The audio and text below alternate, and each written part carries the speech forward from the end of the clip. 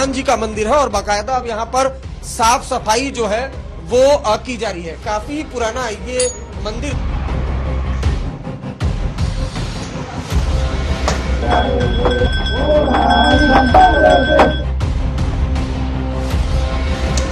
मंदिर चालू हालत में है और यहाँ कोई शांति व्यवस्था की कोई समस्या नहीं है। शनि समाज का मंदिर है और समय समय पर आकर के अपना पूजा अर्चना करते हैं। ये जो 22 कुएं और उन कुओं में जो मूर्तियां मिल रही हैं, ये कुएं किसने पाट दी है?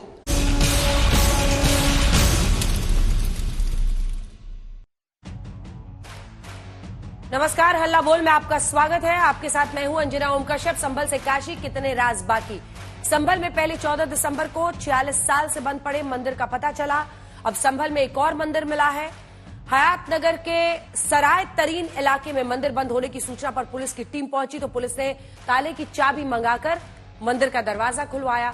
मंदिर में हनुमान जी की मूर्ति है और दीवारों पर राधा कृष्ण की प्रतिमा उकेरी हुई है। तस्वीरें आप देख ही रहे हैं। अतिक्रमण हटाओ अभियान के तहत इस मंदिर का पता चला है। वहीं काशी में भी एक मंदिर सामने आया है जिसे खुलवाने की मांग अब तेज हो गई है। वाराणसी के जो मुस्लिम बाहुल्य क्षेत्र है, मदनपुरा इलाका, आपको पता होगा बुनकरों का ये पूरा इलाका है, वहां पर ये मंदिर है। दावा है कि ये मंदिर भी सैकड़ों साल पुराना है, लेकिन बीते कई दशकों से यहाँ पूजा पाठ बंद है। सोमवार रात सनातन रक्षक दल के कई सदस्यों ने इसे खुलवाने की मांग की तो इस मंदिर की तस्वीर भी सामने आ गई। ये दो तस्वीरें आप देख रहे हैं। बताया जा रहा है कि इस बंद पड़े मंदिर में भी मलबा भरा हुआ है और देव विग्रह उसी में छिपे हुए हैं। लेकिन बंद मिल रहे मंदिरों पर संभल से काशी तक सियासत हावी है। आइए आपको सुना देते हैं, उसके बाद चर्चा की शुरुआत करेंगे। जहाँ कहीं पर भी मंदिर है तो वो तो पूजा का स्थान है। कोई दबा के छिपा के रखा हुआ है तो खुल रहा है, बहुत अच्छी बात है। किसी को डरा के वहाँ से भगा दिया था, वो बहुत चिंताजनक है। उसकी जांचें आदि हो रही हैं और जहाँ कहीं पर भी इस प्रकार से कोई दबा छिपा करके रखा है, अगर मंदिर खुलते हैं तो उसका स्वागत है। एक डिपार्टमेंट है पुरातत्व विभाग। पुरातत्व विभाग को जहाँ जहाँ उन्हें शंकाएं हैं वो दे देनी चाहिए। अब पुरातत्व विभाग बताए कि वो कितनी सदी पुराना है, कितना क्या है, क्योंकि बहुत सारी जगहें हैं। अगर आप कहीं पे खोदेंगे तो 100 साल पहले वहाँ क्या रहा, 100 साल पहले क्या नहीं रहा। कोई घर रहा होगा, किसी मुसलमान का घर है, किसी का हिंदू का घर है, ये किसी को नहीं पता। जब हमारे यहाँ धार्मिक आस्थाएं हैं तो अपनी आस्था के लोग मूर्ति भी रखते हैं, अपनी आस्था के लिए दूसरी चीजें भी रखते हैं। तो ये पुरातत्व विभाग से काम लेना चाहिए। आपकी बात को मानते हैं कि मंदिर को आपने छेड़ा नहीं, आपने बड़ी कृपा कर दी। लेकिन ये जो 22 कुएं और उन कुओं में जो मूर्तियां मिल रही हैं, ये कुएं किसने पाट दी है? ये नोटिस पे क्यों परेशानी हो रही है? आपके सांसद जिनसे आपकी प्रतिद्वंदिता है, मानता हूं, क्योंकि वहां पे आप में तो तुर्क और पठान का विवाद चल रहा है, मैंने नहीं कर दिया, एक विवाद चल रहा है। आप उनके सामने, माननीय सदस्य के सामने, आप उनके साथ अपनी जड़ें ढूंढ रहे होंगे। लेकिन ये सच्चाई है, ये सच्चाई है, क्योंकि ये तो है ही। सकीफुल रहमान बर्क कभी भी अपने को ये नहीं बोलते थे कि मैं भारत का नागरिक हूं, वो तो कहते थे मैं बाबर का संतान हूं, वो बोलते थे। आप भी मानते हो किस बात को? अब आपको तय करना है कि आक्रांताओं को अपना आदर्श मानते हैं या रामकृष्ण और बुद्ध की परंपरा को अपना आदर्श मानते हैं। भारत के अंदर रामकृष्ण और बुद्ध की ही परंपरा रहेगी, बाबर और औरंगजेब की परंपरा नहीं रहेगी। कहीं आप उत्तर प्रदेश में कर दो, देश में कर दो, कि बहुत सी चीजें आपको मिल जाएंगी। इसीलिए मैंने कहा, और कई बार मैंने आपके माध्यम से कहा, कि हम लोग खोदने वाले लोग नहीं हैं। इतिहास को, जिन इतिहास के पन्नों में कुछ खराब चीजें नहीं खोजना चाहते, हम लोग नए रास्ते खोजने वाले लोग हैं। और जिनको अपने भविष्य के बारे में नहीं पता कि भविष्य क्या होगा, भविष्य में क्या बदलाव चाहते हैं, वो इतिहास में ही हमेशा रहते हैं। हम लोग भविष्य बनाना चाहते हैं। वो अधिकारी जानते हैं कि जब कभी निष्पक्ष जांच होगी तो अधिकारी फंसेंगे, इसीलिए अधिकारी सच छिपाने के लिए बार बार गलती कर रहे हैं। संभल में एक के बाद एक मंदिरों के मिलने का सिलसिला जारी है और इसी बीच जब इलीगल इंक्रोचमेंट के खिलाफ ड्राइव चलाया जा रहा था, तभी ये मंदिर जो घनी बस्ती के बीच ये मंदिर प्रशासन को मिला है, जिसके बाद आप देख पा रहे हैं यहाँ पर साफ सफाई का काम जो है वो लगातार किया जा रहा है। ये मुस्लिम बाहुल इलाका है, घनी बस्ती है और ये मंदिर काफी सुनसान पड़ा हुआ था। उसके बाद प्रशासन को जब जानकारी मिली तब ये मंदिर देखिए, ये भी हनुमान जी का मंदिर है और बाकायदा अब यहाँ पर साफ सफाई जो है वो की जा रही है। काफी पुराना ये मंदिर था, बाकायदा इसकी साफ सफाई यहाँ पर की जा रही है। राधा कृष्ण जी भी है, ये देखिए राधा कृष्ण। आपका नाम बताइए? सुमित नाम है। सुमित जी, ये कब से मंदिर है? ये बहुत पुराना मंदिर है और ये करीबन 300-350 साल पुराना मंदिर है। तो क्या यहाँ पर कभी पूजा पाठ नहीं होता था? पूजा पाठ होती थी यहाँ 78 के दंगों के बाद। कुछ लोग हमारे हिंदू समाज के, सैनी समाज के लोग रहते थे यहाँ पर। अच्छा। तो वो लोग अब पलायन कर गए। अच्छा। फिर यहाँ पे धीरे धीरे वही बात हुई। तो ये पूरी बस्ती किसकी है? मुस्लिम बाहुल्य क्षेत्र है, पूरा मुस्लिम बाहुल्य क्षेत्र है। तो ये पूजा पाठ नहीं कभी नहीं होती, बहुत बरसों में खुला है, बरसों बाद खुला है। तो देखिए बरसों बाद ये उसी जैसे संभल वाला मंदिर निकला है उसी के बाद ये आज खुला होगा ये भी। अच्छा, तो देखिए 78 में जो हिंसा हुई, आज तक इंडिया टुडे ने बकायदा ग्राउंड रिपोर्ट करके बताया कि कैसे जो है वो 1978 में दंगा हुआ था, उसके बाद बड़े पैमाने पर हिंदुओं का पलायन हो गया था। तो ये देख पा रहे हैं बजरंग बली जी की ये मूर्ति है और बाकायदा राधा कृष्ण जी की ये मूर्ति है और इसकी और देखिए बाकायदा इसकी साफ सफाई का काम शुरू हो गया है और पूजा पाठ शुरू हो गया है। ऐसा बताया जा रहा है कि संभल में ऐसे कई मंदिर हैं जो सुनसान पड़े हुए हैं, लेकिन अब धीरे धीरे स्थितियां बदली हैं। तो इस तरह के जो मंदिर हैं वो लगातार प्रशासन को मिल रहे हैं, जो मुस्लिम बाहुल इलाके में है, हिंदू यहां से पलायन कर गए थे। तो एक के बाद एक मंदिर यहां पर मिल रहे हैं। आखिर इसकी वजह क्या है? सियासत जो इस पर हो रही है वो अलग है। संभल मस्जिद हिंसा से शुरू हुआ बवाल अब बंद मिले मंदिर और 1978 में हुए दंगे तक पहुंच गया है, क्योंकि कल सीएम योगी आदित्यनाथ ने विधानसभा में संभल दंगे का काला अध्याय सुनाया। मुख्यमंत्री योगी आदित्यनाथ ने दंगे के बहाने संभल के अल्पसंख्यक हिंदुओं के अतीत का जिक्र किया। आप देख रहे हैं 1978 में सबसे भयावह वहां पर दंगा हुआ था जब 184 लोगों की मौत हुई थी। प्रशासन का यह दावा है कि आजादी के वक्त जो 1947 में 45% वहां पर हिंदू थे वो अब रह गए हैं 15 से 20%। आज तक संवाददाता अरविंद ओझा ने ग्राउंड रिपोर्ट के जरिए दिखाया है कि 1978 को आज भी याद करके जिन लोगों ने उस दौर को देखा है वो कैसे डर रहे हैं, सहमे हुए हैं, कैसे वो तमाम इलाके जो आग के हवाले कर दिए गए थे वो आज भी काली स्याह के साथ वीरान पड़े।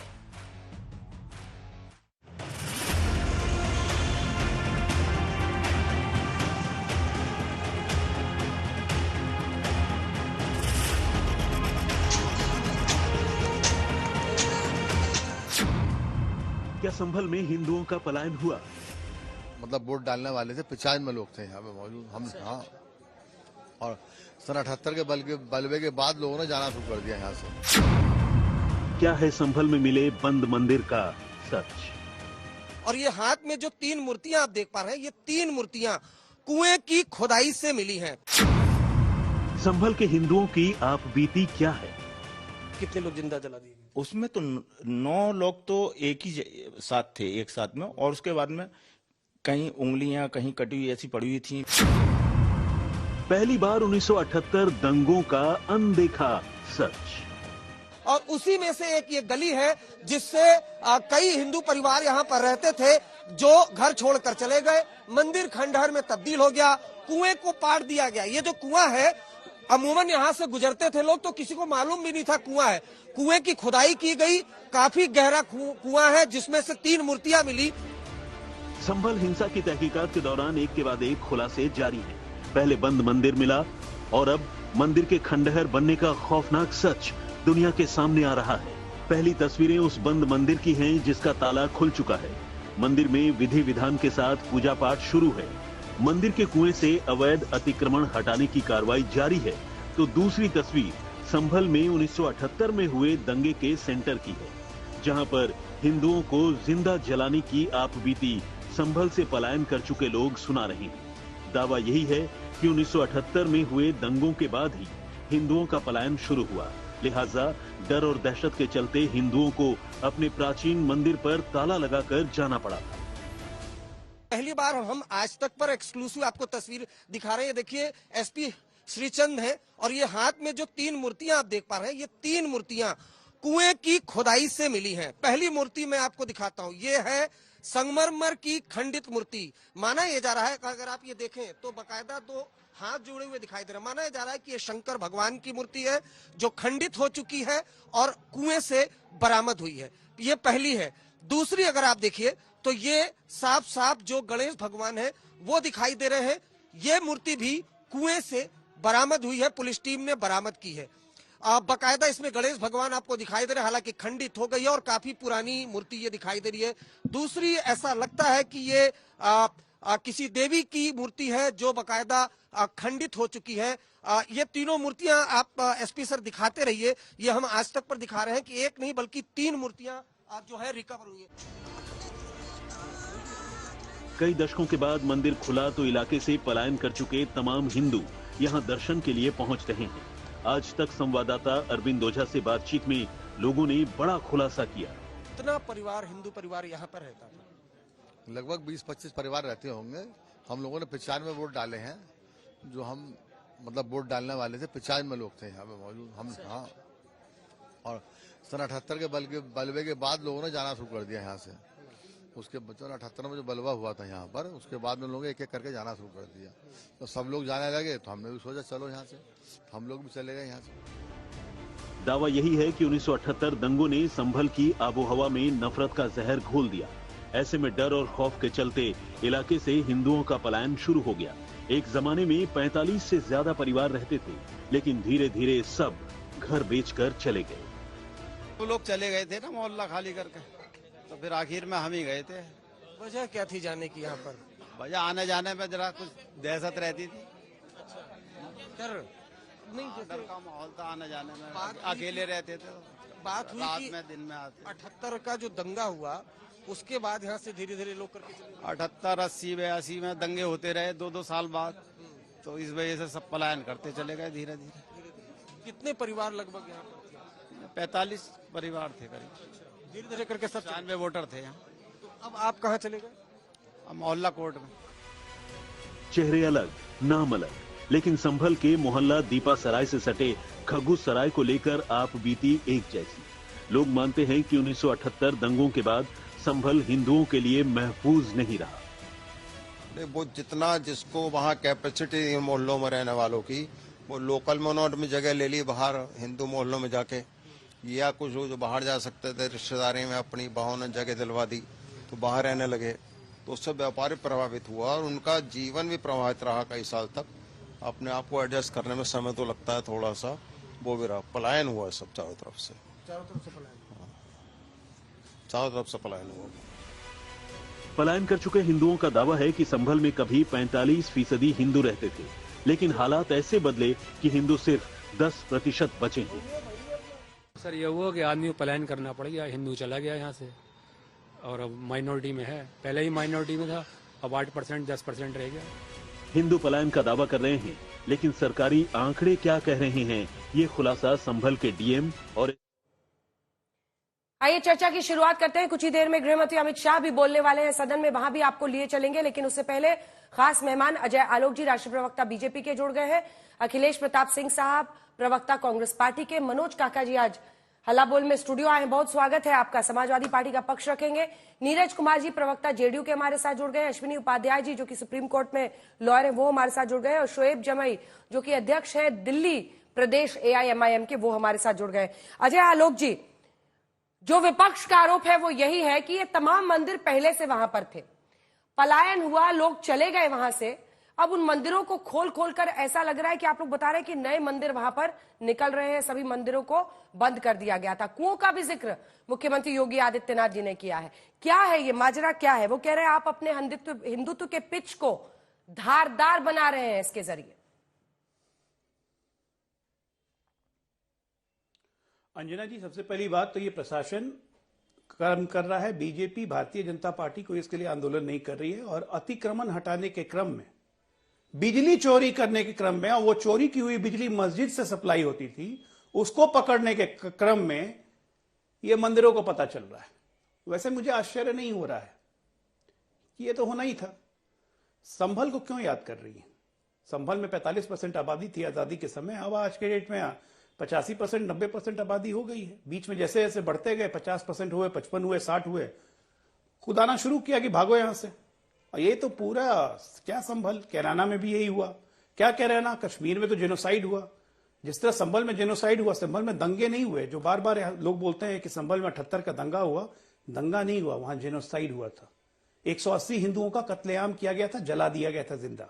ये हर जगह होता है विश्व में, चाहे वो अफगानिस्तान हो, पाकिस्तान हो, बांग्लादेश हो, तुर्की हो, सीरिया हो। ये जहां पे ज्यादा नंबर में होंगे, दूसरे धर्म के लोगों को या तो मार देंगे या भगा देंगे या उनका धर्म परिवर्तन करवा देंगे। जो कश्मीर में नारा लगता था, रालिब चालिब गालिब, वही संभल में हुआ। तो मुझे कोई आश्चर्य नहीं हो रहा है। मुझे आज आश्चर्य और दुख तब होता है जब मैं प्रदूषित हिंदुओं को देखता हूं जो ऐसी घटनाओं पे भी उस पर चादर डालने का काम करते हैं और इस सच को आंख खोल के भी देखने से इनकार करते हैं। संभल में 1978 में सरकार कांग्रेस की थी, उत्तर प्रदेश में भी और केंद्र में भी। अगर उस वक्त सरकारें कड़ी कार्रवाई करती तो क्या हिंदू पलायन करते? क्या वो जेनोसाइड होता? आज जो कहा जा रहा है कि मंदिर खोज रहे हैं, मंदिर नहीं खोज रहे हैं भाई साहब। मंदिर अगर खोजने लग गए ना तो हाहाकार मच जाएगा देश में, क्योंकि पता नहीं कितनी मंदिरें मिल जाएंगी। अभी भी हजारों की संख्या में मंदिर मिल जाएंगे अगर हम लोग मंदिर खोजने लग गए। ठीक है, लेकिन ये जो मिल रहा है तो ये वास्तविकता है, ये सच्चाई है, इसको स्वीकार कीजिए। और ये हमारी कमजोरी है, ये हिंदुओं की कमजोरी है अंजना जी, मैं साफ बोल रहा हूं, ये हमारी कमजोरी है। हम अपने धर्म के प्रति आसक्त नहीं है। झूठ मूठ का ये फर्जी सेकुलरवाद लाद के चल रहे हैं। झूठ मूठ का फर्जी सेक्युलरवाद ढो रहे हैं। मुसलमान का बच्चा, आप लोगों पर मुसलमान अपने बच्चे को, हाँ, क्या एक लाइन और बोल दूं, एक लाइन और बस उसके बंद करूंगा। देखिए, हमारे धर्म की रिलीजियस आसक्ता में और दूसरे धर्म की रिलीजियस आसक्ता में से एक फर्क है। मुसलमान का बच्चा जैसे ही बड़ा होते रहता है, उसका माँ और बाप उसको सिखाते हैं कि 5 वक्त का नमाज पढ़ना है। 5 वक्त का नहीं तो 2 वक्त की नमाज पढ़ो। अच्छी बात है, मैं तारीफ करता हूं। हम हिंदू कहां अपने बच्चों को सिखाते हैं कि पूजा करके जाया करो, रोज दिन आरती उतार के जाया करो, रोज दिन धूप बत्ती लगाओ। हम लोग नहीं सिखाते, ये हमारी कमजोरी है। अपने धर्म के प्रति आसक्ता हम लोगों ने खुद खत्म की है। और आज खत्म होते होते इतनी हो गई कि हमारे धर्म के जयचंद उठा उठा के बोलते हैं कि ना हम सेकुलर है जी, हम सबको इज्जत देंगे, हिंदू धर्म ऐसा ही है। ठीक है मनोज काका जी, एक तो वो कह रहे हैं कि प्रशासन ढूंढकर ये तमाम मंदिर खुलवा रहा है या जो कुएं बंद कर दिए गए हैं। एक कुआं तो हम लोगों ने भी देखा जिसको खोला गया है, सड़क पे है और पूरा उस पर लोहे का एक बाकायदा कवर लगा हुआ है। लोग हिम्मत नहीं कर रहे थे इन चीजों को खोलने का। वो कह रहे हैं कि वो सामने आ रहा है, सच है, इससे क्या मुंह फेरना है? मुंह फेरने से थोड़ी कुछ होगा। अंजना जी, आप एक देश की ख्यातिलब्ध पत्रकार हैं और मैं समझता हूं कि मैं ग्रामीण पृष्ठभूमि से आता हूं और जहां तक हम लोग देखते हैं, आप भी ग्रामीण पृष्ठभूमि की बात करती हैं। इस देश में बहुत सारे कुआं, मैं तो ऐसे परिवार से हूं कि हमारे घर में 2-3 कुएं थे, अब एक कुआं बचा है। पिछले साल हम लोग उसका वो करा रहे थे, रिनोवेशन कराए। जो साथी बात कह रहे थे, आज भारतीय जनता पार्टी के प्रवक्ता कम हिंदू धर्म के झंडा बरदार दिखे। इनसे पूछिए, हालांकि ये व्यक्तिगत मंच की बातें नहीं है, जो लोग अपने बच्चों को विदेश भेज देते हैं उनके अपने भारत के शैक्षणिक संस्थान में और धर्म में कोई आस्था नहीं है। जो विदेशों से अपने बच्चों को नागरिकता दिलाते हैं, आप देखिए धर्म का झंडा बरदार कैसे कर रहे हैं। हमारा धर्म तो वो धर्म है, आपको ठीक से पढ़ना चाहिए कि हमारे सबसे बड़े लीला पुरुषोत्तम भगवान कृष्ण के बारे में रसखान ने सबसे ज्यादा लिखा, उनका नाम सैयद इब्राहिम था। आप धार्मिक उन्माद फैला करके इस देश में क्या करना चाह रहे हैं? आप जब देश के लोगों ने, इस देश में के किसने कुर्बानी नहीं दी इसकी आजादी लाने के लिए? आपको पता है, अब्दुल गफ्फार साहब ने कुर्बानी दी। मौलाना अबुल कलाम आजाद कई साल 10-11 साल जेल में रहे। जब आरएसएस के लोग जिस विचारधारा का आप दरबारीगिरी कर रहे हैं, जब उस विचारधारा के लोग कहते थे कि हम तो आजादी की लड़ाई नहीं लड़ेंगे, ये हमारी सांस्कृतिक लड़ाई है, तो आप इस देश में एक नागरिकों को, अपने ही नागरिकों को, एक मजहब के नागरिकों को उनको हाशिए पर ले जाना चाहते हैं। समाजवादी पार्टी उसके पक्ष में नहीं है। हमारे नेता ने साफ कहा कि हम तो चाहते हैं कि मानवता के पक्ष में सब खड़ा हो। जो एक बात है साहिर लुधियानवी की कि ना हिंदू बनेगा ना मुसलमान बनेगा, इंसान की औलाद है, इंसान बनेगा। इस योगी आदित्यनाथ जी चूंकि उत्तर प्रदेश में रोजगार खोज नहीं पाए, उत्तर प्रदेश के किसानों का, उनके फसल का दाम दे नहीं पाए, उत्तर प्रदेश में खाद तो दे नहीं पा रहे हैं किसानों को, तो अब योगी आदित्यनाथ उत्तर प्रदेश के मस्जिदों से खुदाई कर रहे हैं, जिसको कि इस देश के सर्वोच्च न्यायालय के न्यायाधीश ने कहा कि अब ये गैर कानूनी, ये नहीं होना चाहिए। अभी जो फैसले आए हैं कि अब किसी भी तरह की अपील स्वीकार नहीं करी जाएगी। हम उसी के पक्ष में खड़े हैं। हम न हिंदू के पक्ष में खड़े हैं न मुसलमान के पक्ष में खड़े हैं। हम जिस संविधान की शपथ लेकर के योगी आदित्यनाथ जी उत्तर प्रदेश के मुख्यमंत्री बने, हम उसी संविधान के पक्ष में खड़े हैं। और आपको अगर अजय आलोक जी इसका छोटा सा खत्म कर रहा, अगर हिंदुओं का इतना वो डर की बात कर रहे हैं, आप देखिए ना लोग कितने डरे, वो आज भी याद कर रहे हैं, डर के वापस नहीं जा रहे हैं। कोई मुरादाबाद चला गया, कोई कहीं और चला गया। अंजना जी, ये बाजार पोषित दिखाया जा रहा। कई ऐसे वीडियो आए हैं, आपके भी साथियों ने वहां कराया, वो लोग कहें कि हम स्वेच्छा से मंदिर बंद करके चले गए थे क्योंकि हमारी संख्या नहीं थी। और ये मानव का स्वभाव है कि वो जहां अपने लोगों को ज्यादा पाता है, जहां वो सहज महसूस करता है, जहां उसके लोग होते हैं, वो चला जाता है। ये देश में पूरे दुनिया में हुआ, पूरे ग्लोब में हुआ। आज अमेरिका में कौन से लोग हैं? सबसे ज्यादा पूरे दुनिया के लोग अमेरिका में हैं। तो क्या अमेरिका के लोग उनको भगा देंगे? उनसे कहेंगे कि आपने हमसे दुश्मनी कर। और आप सुनिए ना, पूरा कर रहे हैं, मैं खत्म कर सुनिए, आप अंग्रेजों के काल में जाइए ना, अंग्रेजों से नहीं लड़ पाएंगे। फिरंगियों ने हमारे देश का क्या क्या ले गए, उनसे खोद के ले आएंगे योगी आदित्यनाथ। ठीक है, जवाब दीजिए आपसे अजय आलोक जी। सबसे पहली बात, इन्होंने व्यक्तिगत मेरे पे बात कही है जो इनकी मानसिक व्यथा का परिचायक है। तो मैं बता दूं मनोज जी, मेरे बच्चे कोई अमेरिका सिटीजनशिप लेने नहीं गए, वो वहीं पैदा हुए थे इसलिए नागरिक है वहां के। दिमाग पे पहले जोर दिया कीजिए, उसके बाद बोला कीजिए। दूसरी बात बताता हूं, नंदी मेरे आज भी उसी काशी में रोते हैं। अब सुनिए सुनिए सुनिए, बीच में नहीं बोलिए, बीच में मत बोलिए, बीच में मत बोलिए, बीच में मत बोलिए। मेरी बात खत्म कर लूं, मेरी बात खत्म कर लूं, मैं अपनी बात खत्म कर लूं, क्या आप बोलते रहेंगे? मैं अपनी बात खत्म कर लूं, मैं अपनी बात खत्म कर लूं, फिर वो ये बोलते रहेंगे, ठीक है ना? नंदी मेरे आज भी उसी काशी में रोते हैं। जिस कृष्ण भगवान की आप बात कर रहे थे ना, कृष्ण मेरे आज भी उसी मथुरा में बंदी है। ये है हमारी व्यथा। और मैं कहता हूं प्रदूषित हिंदू, आप जैसे प्रदूषित हिंदू, आपकी पार्टी जैसे प्रदूषित हिंदू, इसके कारण इसी के कारण ये हाल हो रहा है, इसके कारण ये हाल हो रहा है। स्टूडियो की आवाज नहीं चलेगी मनोज जी, इसके कारण ये हाल होता है। अरे मिस्टर काका प्लीज, मनोज जी, अरे काका साहब क्या, इसके कारण ये हाल होता है। पूरा कीजिए जल्दी से अजय जी। 180 हिंदुओं को काट के जला दिया गया, उसके कोई, मैं खत्म कर रहा हूं। मैंने तो कहा मुझे दूसरी कौमों से शिकायत नहीं है, मुझे मुसलमानों से शिकायत नहीं है कि उन्होंने इतने हिंदू काट दिए। कट नहीं थे, हमारे बीच में ऐसे हिंदू रहेंगे तो हम कटेंगे नहीं तो क्या? और इसीलिए अब हम बटेंगे नहीं, इसलिए हम कटेंगे नहीं। ये प्रवक्ता है, इनकी भाषा सुनिए। अखिलेश प्रताप सिंह जी, इनकी भाषा सुनिए। अखिलेश प्रताप सिंह, अरे आपकी भाषा सुनिए, अपनी भाषा सुनी जानिए। जो लोग खौफजदा होके उस दौर को याद कर रहे हैं, रुकिए प्रभु, आप दोनों रुकिए। अखिलेश जी, जो लोग उस दौर के हमारे सहयोगी अरविंद ओझा वहां पर गए, लोगों से उन्होंने बातचीत की, वो उस वक्त को याद करते हुए बता रहे हैं कि उनके मन में कितना डर है। उन्होंने बताया कि कैसे एक जगह इकट्ठा करके सबको आग के हवाले किया गया था, इसकी वजह से लोग वापस वहां पर नहीं रहे, अभी भी वो घर वीरान है, जले हुए।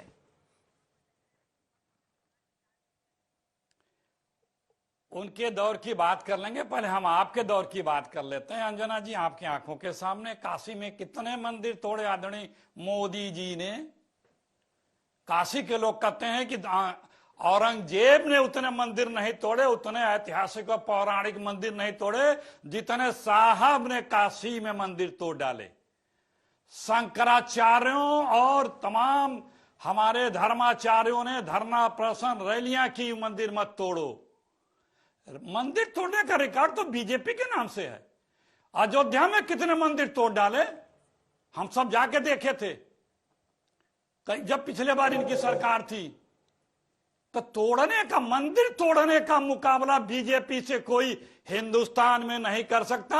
और आप लोगों ने भी काशी के मंदिरों को तोड़े जाने की, खंडित मूर्तियों की, देवी की मूर्तियों की, शिवलिंगों की अंबार जो लगे हुए थे उसको आप लोगों ने भी कवर किया था। लेकिन आज वो फुटेज आप नहीं दिखा पाएंगी क्योंकि व्हाट्सएप पे कुछ और आया है, इसका जिक्र आप नहीं कर पाएंगी। ये हम लोगों के आपकी आंख के सामने की घटनाएं हैं।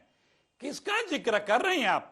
यही वो बीजेपी है ना। जिम्मेदारी लीजिए, जब सुप्रीम कोर्ट में आया तो बीजेपी बीच में ना बोलो, रुक जाओ। अभी जो है, अभी बीजेपी केंद्र सरकार जब सुप्रीम कोर्ट में गई थी, अंजना जी,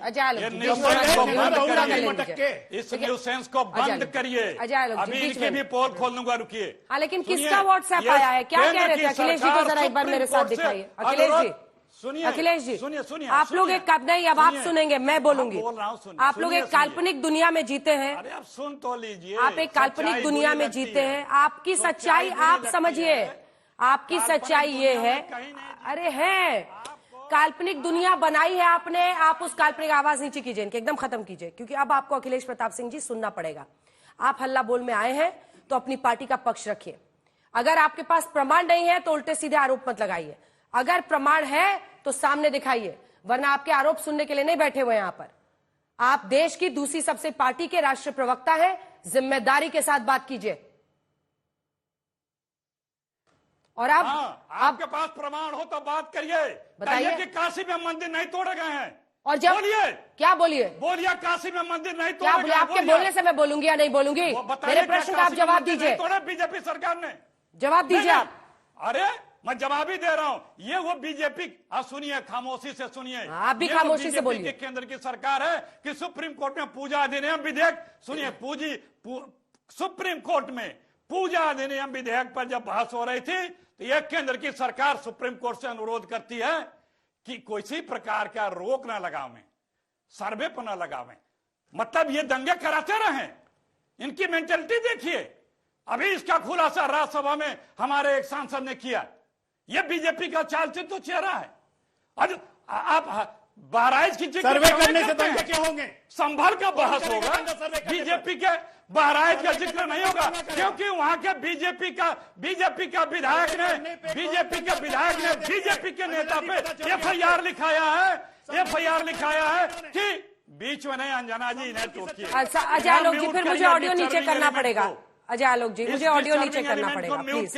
बीच में बीच में अखिलेश जी पूरा कीजिए। काका जी से एक सवाल पूछना है। 3 मेहमान इंतजार कर रहे हैं। नीरज बीजेपी नहीं करेगी। हाँ, बहराइच की बात बीजेपी नहीं करेगी, क्योंकि बहराइच का इनका सिटिंग एमएलए बीजेपी के लोगों पे एफआईआर लिखाता है कि दंगे में ये लोग मेरे बेटे को मारने की साजिश कर रहे थे। दंगे कौन कराता है, कैसे होता है? और आपके उस कैमरामैन ने जिसकी बात आपने की, वो उन लोगों की जाकर के बाइट क्यों नहीं दिखाया? सोशल मीडिया पे तमाम चैनल और दिखा रहे हैं कि वो घर छोड़ के चले गए थे, 25 परिवार है, वो तब से बंद था। किसी ने जबरदस्ती नहीं बंद किया था। हर परिवार में कुछ मंदिर होते हैं, कुछ करते हैं। ठीक, मंदिर तोड़ने वाले आज बताएंगे कि कैसे क्या हो रहा है। चलिए नीरज जी, अयोध्या में कितने मंदिर तोड़े कोई बताएगा? नीरज जी इसका जवाब आप दे। नीरज जी आप जवाब। प्रदर्शन धरना किया। नीरज जी इसका जवाब आप दे। आप देख रहे हैं दोनों पार्टियों का आरोप है कि जानबूझकर। जी अखिलेश, नीरज जी जवाब दें। आप एक ऐसे साथी, इसके बाद आ रही हूँ अश्विनी जी और शोएब जी। नीरज जी देखिए, बड़ा सवाल यह है कि एक के बाद एक जो मंदिर है वो मंदिर थे वहां पर। ये सच है कि वो बंद करके कुछ लोग डर से चले गए, दहशत से, लेकिन ये परिवार थे वहां पर कई सारे जिनके वहां पर मंदिर थे, बंद करके वो चले गए अलग अलग जगहों पर। ऐसे में अब मंदिर मिल रहा है, कुएं में खंडित मूर्तियां मिल रही हैं, ये सब किस लिए? अंजना जी 1978 में दंगे हुए, आज 2024 में हम बहस कर रहे हैं। इसके बीच की सरकार, दूसरा पक्ष मेरा है, उन लोगों ने अपने दायित्व का निर्वहन किया कि नहीं? मैं एक उदाहरण स्वरूप आपको बता रहा हूं। 1989 में भागलपुर का दंगा हुआ था, कांग्रेस रूल कर रही थी, उसके बाद आरजेडी का रूल रहा, लेकिन दंगा करने वालों को कोई दंड नहीं मिला, कोई कार्रवाई नहीं हुई। हम लोगों की जब सरकार एनडीए की बनी, हम लोगों ने दंगे का फाइल खोला और आप जानकर ये आश्चर्यचकित हो जाइएगा कि सोनपुर मेला में माननीय लालू प्रसाद जी ने दंगा का आरोपी था उसको चांदी का मुकुट पहनाया था। भाई अगर पलायन हुआ, धार्मिक आधार पर हुआ, रोजगार के लिए हुआ, जो भी हुआ, और भागलपुर में आप अपने संवाददाता से पूछिए, आज आप उसको अरे सुनिए तो हुए हैं, दिक्कत आप मोदी जी को जो नीतीश जी का डीएनए चेक कर रहे थे। अरे फिर बीच में आपका डीएनए ठीक है कि नहीं ये बताइए। जिसको मुकुट पहनाए हैं वो आपको बिहार में जाके नीतीश जी का डीएनए चेक कर रहे थे। ठीक है मनोज जी अब सुनिए। हाँ बोलिए नीरज जी पूरा कीजिए। अब यही फिर हम बोलेंगे तो बहुत जहरीला बोल देंगे। हम बोल देंगे जहरीला हो जाएगा, तब आपको तबीयत खराब हो जाएगी आपकी। सुनना चाहिए। आप यह बताइए, आप बताइए कि भागलपुर दंगे में जो अल्पसंख्यक विस्थापित हुए थे, सुनते नहीं है, यही दिक्कत है ना। बेचैनी का अगले कोई नियंत्रित करने की दवा है तो वही खा लीजिए। अरे भाई, आपको भी हक है बोलने का, आपको भी हक है बोलने का। हमको ये बताइए कि भागलपुर दंगे में जो अल्पसंख्यक विस्थापित हो गए थे, एनडीए की सरकार, नीतीश जी की सरकार ने जमीन से 20 साल बाद बेदखल होने के बाद उनको बसा दिया। क्या कर रही थी? नेताजी की सरकार बनी, अखिलेश जी की सरकार बनी, इन लोगों ने क्या किया? क्यों नहीं कारगर कदम उठाए थे? अगर ऐसे दंगे 78 में हो रहे हैं, 80 में हो रहे हैं, उसके बाद आप सरकार में रह रहे हैं, आलोचना कर रहे हैं। मैं यह नहीं कहता भाई, सबको जीने का अधिकार है, लेकिन प्रशासन का दायित्व भी होता है। उस इतिहास में एक दूसरे पर आरोप लगा देने से नहीं होगा। ठीक है, हम अपनी जिम्मेवारी का निर्वहन किए कि नहीं, वह भी किए। आज रामकृष्ण का संविधान के ऊपर चित्र लगा हुआ है, तो देश के अल्पसंख्यक को प्रियम्बुल में अधिकार नहीं है क्या? राइट टू एजुकेशन नहीं है क्या? राइट टू प्रॉपर्टी उसके पास नहीं है क्या? राइट टू फूड उसके पास नहीं है क्या? ये क्या मतलब है? यह कबूल करिए ना कि संभल के लोगों को जो न्याय देना था हम अपने शासन काल में नहीं दिला पाए, तब आज ये परिस्थिति पैदा हुई और लोग परेशानी और जिल्लत झेल रहे हैं। ठीक है, अगर यही चरित्र मनोज जी, है, इसका एक छोटा सा जवाब, कहना उनका डायरेक्ट सवाल है, इसका एक छोटा सा जवाब, उसके बाद में अश्विनी जी और शोभ जी। लोगों का स्मृति लोप हो जाता है, जो लोग दरबारी होते हैं। स्मृति, इस देश में सबसे बड़ा दंगा 2002 में हुआ और वहां 700 से ज्यादा मुसलमान और 250 से ज्यादा हिंदू मारे गए। सभी वो कौन मारे गए? हमारे नागरिक माने गए। तो समाजवादी पार्टी का यह मानना है कि कभी दंगा नहीं होना चाहिए। उन लोगों को क्या न्याय मिल गया? जाकिया जाफरी साहिबा को न्याय मिल गया क्या? मोरबी में 150 जो हिंदू नरेंद्र मोदी के विकासवादी विध्वंस में धंस गए, 150 लोगों की जान चली गई, वो मरने वालों की संख्या आपको याद है कि नहीं है? तो जो लोग केवल उन्माद की बात करना चाह रहे हैं और जो जेडीयू के साथी बात करना चाह रहे हैं, हमें तो लग रहा है कि जेडीयू का कम बीजेपी का ज्यादा प्रवक्ता, और चूंकि आलोक भाई कमजोर पड़ रहे हैं, लग रहा है इनका भी बहुत जल्दी धर्म परिवर्तन होने वाला है, बहुत ही जल्दी वॉशिंग मशीन में जाने वाले हैं। आपके मंच पर कह रहा हूं, और बहुत सारे लोगों को मैंने देखा हूं कि कांग्रेस से बीजेपी में, जेडीयू से बीजेपी में, अब नीरज भी उसी लाइन में है। ये मैं कह रहा हूं और देखिएगा होगा। नीरज जी 2 लाइन में, अरे नीरज जी पे पर्सनल अटैक है, उनको बोलने दीजिए। अच्छा आलोक जी 2 लाइन बोलने दीजिए। नीरज जी जरा मनोज जी अपनी जुबान को नियंत्रित रखिए, जुबान को नियंत्रित रखिए। आप पार्टी के प्रवक्ता है, आप पार्टी के चेहरा है, बेनकाब हो जाइएगा। आज आप प्रवचन दे रहे हैं। मैंने पहले भी चैनल में आपको बताया ना, परिस्थिति के अनुसार राजनीति की दिशा तय होती है। और नीरज सुनिए, अरे आपके नेता गए होंगे ईडी में, पेशी में, अवैध संपत्ति संग्रहण के मामले में हमारी पार्टी के नेता नीतीश कुमार जी पर कोई आंच नहीं लगा सकता है। कौन माई का लाल पैदा लिया है जो ईडी और सीबीआई हमारे ऊपर? अरे आप नहीं जानते हैं इसका मतलब। ये नसीब आपको होगा। हम लोग सामान्य परिवार में जन्म लेकर करके अपनी राजनीति की दिशा तय किया है। ठीक है, थोड़ा सा आलोक जी रुक जाइए, ऐसे सवालों पर नहीं। ठीक है, शोएब जमील जी और अश्विनी जी को मैं शामिल कर लूं। अश्विनी जी को न्याय क्यों नहीं दिया आपने? अश्विनी जी, अगर पलायन हुआ था तो उसके गुनाहगार आप हैं। वॉशिंग मशीन, हम तो ऐसा इंजेक्शन देते हैं ना, वो पता चलता होगा आपके सगे संबंधी तेजस्वी यादव को, ऐसा इंजेक्शन दिए पता ही नहीं चला कि अब सत्ता से बाहर हो गए। अश्विनी जी जल्दी से, पर्याय माना जाता है। आप सुप्रीम कोर्ट में प्रैक्टिस करते हैं, आपने अनेकों जगहों पर ये जी नीरज जी, मैं लौट रही हूँ, वापस टॉपिक पर आते हैं, नहीं तो भटक जाएंगे हम लोग। अश्विनी जी, एक के बाद एक मंदिरों का मिलना, लेकिन ये पहले से मंदिर थे वहां पर जो बंद थे। पलायन सबसे बड़ी वजह, और धर्म के आधार पर डर और भय इसकी नींव में दिखाई दे रहा है, जो 78 का है, जितने लोगों के बीच हमारे रिपोर्टर पहुंचे। लेकिन इससे बड़ा मैसेज क्या है? मतलब डीएम साहब अलग अलग जगहों पर मंदिर खुलवा देंगे, क्या वापस लोग वहां पर आएंगे? क्या है मतलब, ये किस तरफ बढ़ रहा है, किस दिशा में बढ़ रहा है ये संभल? देखिए अंजना जी, एक सोच है। हाँ। जिस सोच के कारण संभल से हिंदू पलायन हुए, उसी सोच के कारण आज की डेट में चटगांव से और ढाका से हिंदू पलायन कर रहे हैं। उसी सोच के कारण कश्मीर से हिंदू पलायन किए। उसी सोच के कारण दुर्योधन का ननिहाल, जहां से माता गांधारी आई थी, वो आज की डेट में अफगानिस्तान कहलाता, एक भी हिंदू नहीं बचा। उसी सोच के कारण पाकिस्तान, जो पहले कैकेय कहलाता था, जहां से माता कैकेयी आई थी, वहां भी हिंदू मात्र 1-1.5% बचे हुए हैं। और जहां तक मैं पॉलिटिकल बातों पे नहीं जाऊंगा, बस इतना ही कहना चाहूंगा, देश के सबसे बड़े हमारे जो नेता महात्मा गांधी जी माने जाते हैं, गांधी जी की जयंती वहीं मनाई जाती जहां हिंदू बहुसंख्यक होते हैं। नहीं तो उन्होंने पाकिस्तान बांग्लादेश को भी आजाद कराया था, वहां गांधी जयंती नहीं मनाई जाती है। वो सोच जरा सोचिए कि भगत सिंह जी पाकिस्तान में जन्म लिए, पाकिस्तान में उनको फांसी हुई, लेकिन भगत सिंह की जयंती और पुण्यतिथि कभी पाकिस्तान में नहीं मनाते, हाँ भारत में मनाते हैं। अब जैसे हमारे साथ में लोहिया जी ने पूरे देश को आजाद कराया, पाकिस्तान और बांग्लादेश में लोहिया जी को कोई पूछने वाला नहीं है। नेहरू जी ने पूरे देश को आजाद कराया, पाकिस्तान बांग्लादेश में छोड़िए, भारत के 9 राज्यों में जहां हिंदू खत्म हो गए हैं, 800 जिलों में से 200 जिलों में जहां हिंदू खत्म हो गए हैं, 6000 तहसीलों में से 1500 तहसीलों में जहां हिंदू खत्म हो गए, वहां पे भी गांधी जी का, पटेल साहब का, लोहिया जी का, बाकी और कोई नाम लेवा नहीं है। उन 9 राज्यों में, 200 जिलों में, 1500 तहसीलों में न अम्बेडकरवाद चलता है, न समाजवाद चलता है, न गांधीवाद चलता है, न वामपंथ चलता है। एक ही चलता है, वो क्या चलता है मैं उसको कहना नहीं चाहूंगा। दिक्कत यह है कि जो मानसिक, जिन लोगों का मानसिक खतना हो गया है ना, वो सही बात को भी केवल पार्षद बनने के लिए, प्रधान बनने के लिए या विधायक सांसद बनने के लिए सच को स्वीकार नहीं करना चाहते। ये सबसे बड़ी दिक्कत है। और एक बात मैं बहुत जिम्मेदारी के साथ कह रहा हूं, जैसी डेमोग्राफी बदली है और जिस तरीके से बदल रही है, याद रखिएगा 20 से 25 साल के बाद जो संभल में 1978 में हुआ था ना, कहीं 1948 में वो पूरे देश में संभल दोहराना शुरू हो जाए। चलिए ठीक है, शोएब जमाई जी अब आपके पास आते हैं। कंप्लीट कर रहा हूं और जल्दी पूरा कीजिए, जल्दी पूरा कीजिए।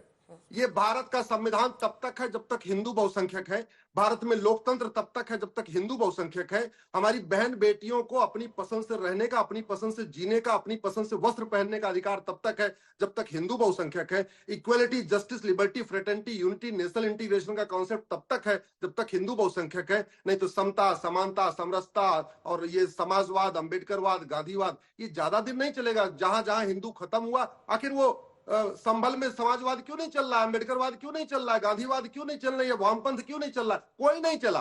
अंत में सबको पलायन करना पड़ा। वो चाहे ब्राह्मण थे, चाहे क्षत्रिय थे, चाहे वैश्य थे, चाहे दलित थे, चाहे हिंदू थे, चाहे जैन थे, चाहे बौद्ध थे, चाहे सिख थे।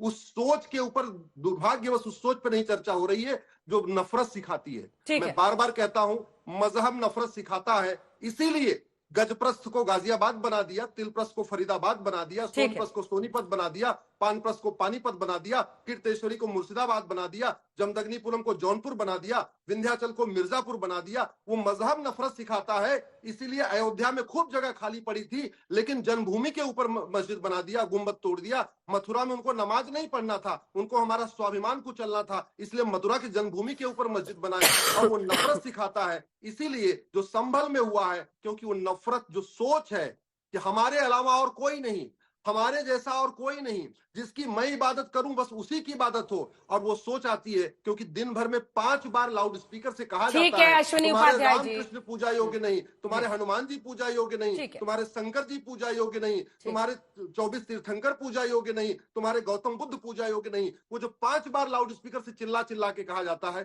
वही सोच है। लेकिन दूसरी तरफ ये है कि ये मंदिर बंद करके लोग वहां से खुद गए थे। हाँ, ये भी एक सच्चाई है, जैसा ऑन रिकॉर्ड कई लोगों ने बताया कि डर भय 1978 में 184 हिंदुओं का वहां मारा जाना। लेकिन शोएब जमाई जी, आपको हमने इसलिए शामिल किया है क्योंकि आपके नेता ढूंढ ढूंढ कर ऐसी जगह निकालते हैं। देखिए, मालेगांव में वो महाराष्ट्र में लड़ते हैं जहां पर 85% मुस्लिम मतदाता है। मैं वहां पर गई थी, वहां पर कवर करने के लिए, और एक अलग डेमोग्राफी आपको दिखाई देती है, एक अलग तौर तरीका दिखाई देता है। हालांकि ये अलग बात है कि वहां पर भी सिर्फ 164 वोट से इस बार आपकी पार्टी जीती है। यहां दिल्ली में ताहिर हुसैन आपको मिलते हैं टिकट देने के लिए, आपको भी टिकट नहीं देती है पार्टी, पता नहीं अब आगे देगी नहीं देगी। लेकिन ऐसे लोगों को ये क्या सोच है? योगी जी कहते हैं कि संभल का जो डीएनए वही है जो पाकिस्तान से लेकर बांग्लादेश का है। ये बहुत अच्छी बात है। देखिए, प्रदेश अध्यक्ष की जिम्मेदारी प्रत्याशियों को टिकट देने की है, टिकट लेने की नहीं है। तो टिकट मिलेगा तो लड़िएगा नहीं चुनाव? में जरूर लड़ेंगे, क्यों नहीं लड़ेंगे। चाह तो रहे होंगे ना? नहीं, संगठन के काम अलग होते हैं और हमारे इलेक्टोरल पॉलिटिक्स में जो लोग हैं वो अलग काम करते हैं। सब आपके अपने अलग अलग रोल है। लेकिन मैं जहां तक बात आपके प्रश्नों का है, मैं देखिए संभल के बारे में कई बार इंटरव्यू के माध्यम से वहां के लोगों ने, जो हिंदू थे, उन्होंने कहा कि भाई किसी ने मंदिर को नुकसान नहीं, 30 सालों से हम उसको बंद करके चले गए और उसके बाद जो है ना किसी ने मंदिर को नुकसान पहुंचाया, ना मूर्तियां खंडित की, हम ही लोग उसको देखभाल नहीं कर सके। कई लोग दिल्ली दंगों के बाद पलायन करके चले आए यहाँ ओखला में, कई लोग मुजफ्फरनगर के दंगों के बाद पलायन करके चले आए दिल्ली में, आज तक वो वापस नहीं जा सके। तो उनकी मस्जिदें आप हरियाणा में जाकर के देख लीजिए, कई मस्जिदें वीरान पड़ी है। जो लोग मुसलमान पलायन करके चले गए, तो क्या दोबारा वहां जाकर के पकड़ करें, यहाँ मुसलमानों को बसाओ, यहाँ मस्जिदें जो है आबाद करो जिनमें गायें भैंसें बन रही। मजहब की बात करते हैं, मलेशिया में जो है हिंदू अल्पसंख्यक हैं, उनके साथ तो कोई जोर जबरदस्ती नहीं करता। इंडोनेशिया में इतनी बड़ी तादाद में हिंदू रहते हैं, वहां सबसे बड़ी मुस्लिम आबादी है, इतने सारे मंदिर हैं, इतने सारे हिंदू हैं, कोई उनके साथ जोर जबरदस्ती नहीं करता। सऊदी अरब के अंदर कई लाख हिंदू जो है जॉब करते हैं, दुबई के अंदर, कतर के अंदर। कभी आपने सुना कि वहां जबरन उसको? अरे संभल पे आइए ना, खुशी खुशी तो कोई मंदिर करके निकला नहीं होगा वहां से। संभल पे आइए ना। अरे अंतर्राष्ट्रीय डिबेट पे आपको अलग से बुलाएंगे। संभल में कोई अपने मंदिर को बंद करके खुशी से तो नहीं निकला होगा, क्यों निकला होगा? देखिए, इतिहास में कई बार जो है दंगे हुए जिसमें दोनों समुदाय का नुकसान हुआ। जो गुजरात दंगों से पलायन करके मुसलमान जा चुके हैं, क्या वो वापस लौट आए हैं? क्या जो भागलपुर दंगे से जो निकल करके बाहर आए वहां से वो वापस लौट पाए? क्या उस अतीत को लेकर के उनको रेक्टिफाई कर पाएंगे? अगर रेक्टिफिकेशन करेंगे तो बहुत सारे बौद्ध समाज जो जिनको मौर्य शासन के बाद आप सभी को टोक रही हूँ, हल्ला बोल में बहस में इतना ही।